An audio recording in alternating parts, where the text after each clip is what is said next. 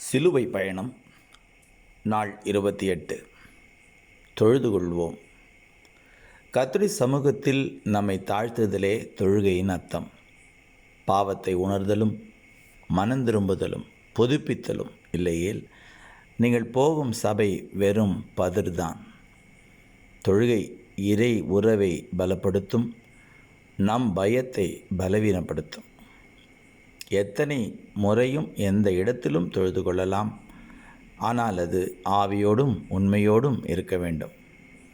யோவான் 4:21-25 வசனங்கள். விண்ணை எட்டும் ஆராதனை சத்தமல்ல, உட்புற உடைவுகளின் மெல்லிய சத்தமே தொழுகை.